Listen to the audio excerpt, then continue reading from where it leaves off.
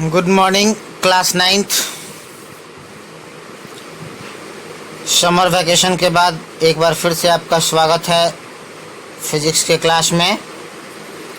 और अब हम लोग आपके सिलेबस का तीसरा चैप्टर शुरू कर रहे हैं, जिसका नाम है सार्वत्रिक गुरुत्वाकर्षण, यूनिवर्सल ग्रेविटेशन।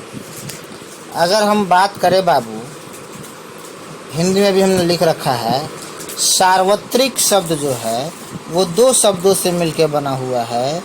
एक है सर्वत्र और दूसरा है एक। सर्वत्र का मतलब होता है सब जगह,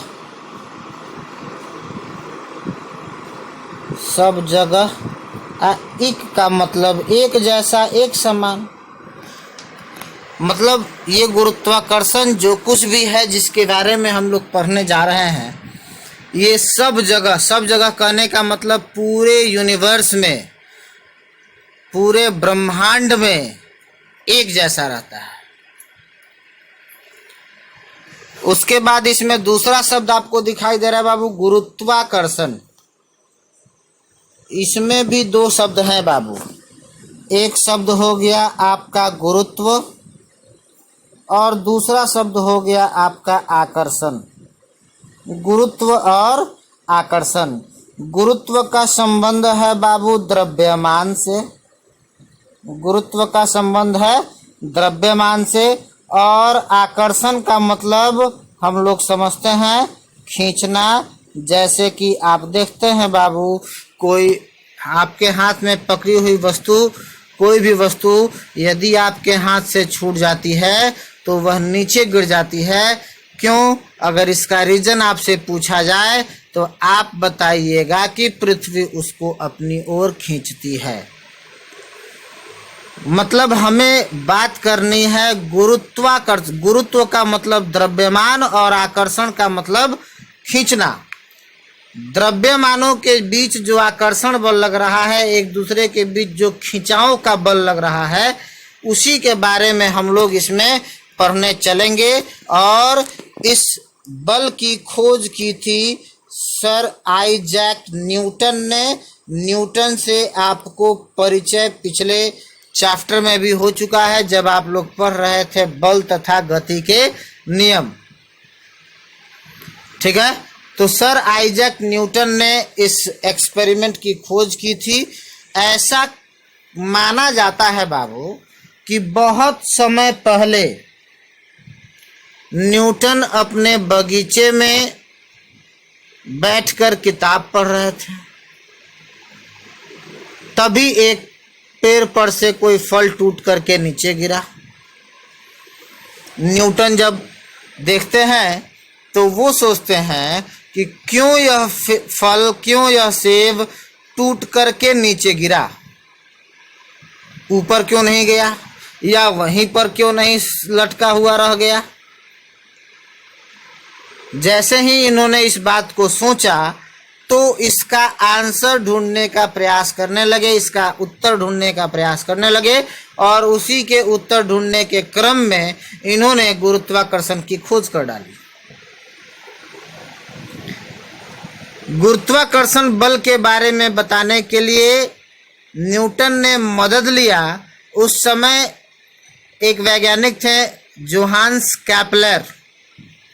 उन्होंने अपना नियम दिया था, आकाश में घूमने वाले ग्रहों की गति को समझाने के लिए उन्होंने अपना नियम दिया था। उस नियम को कहा गया है ग्रहीय गति का नियम। उस नियम का उन्होंने, न्यूटन ने हेल्प लिया था इसमें।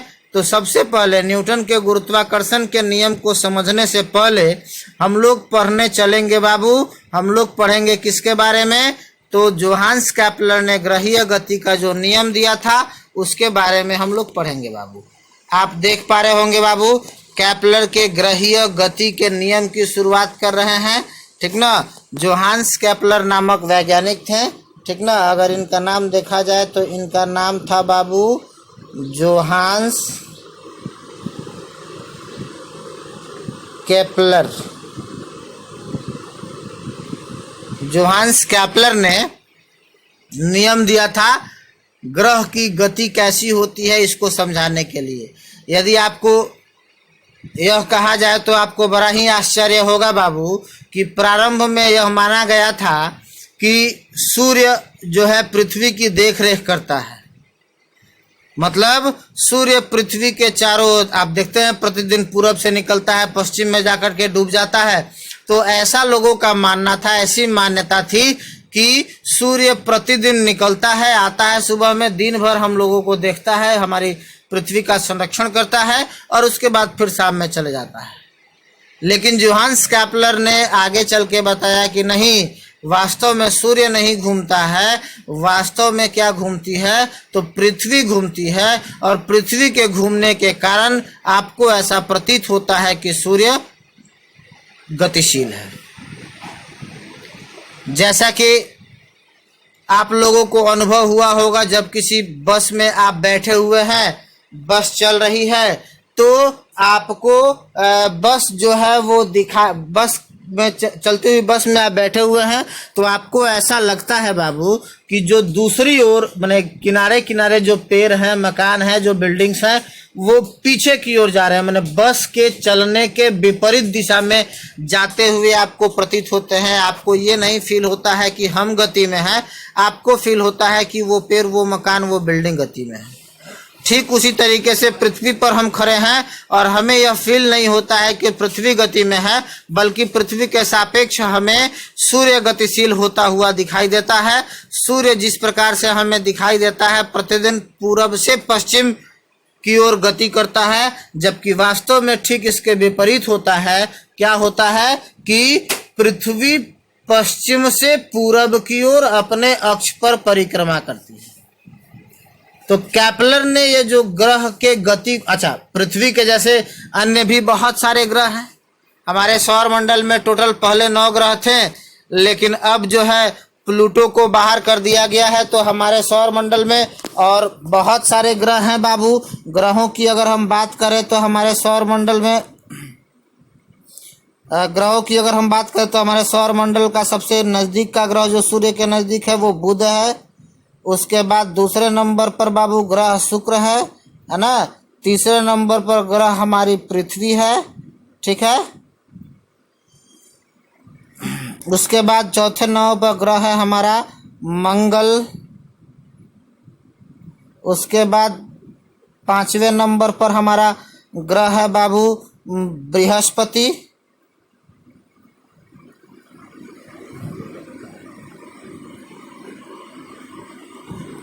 उसके बाद है बाबू शनि।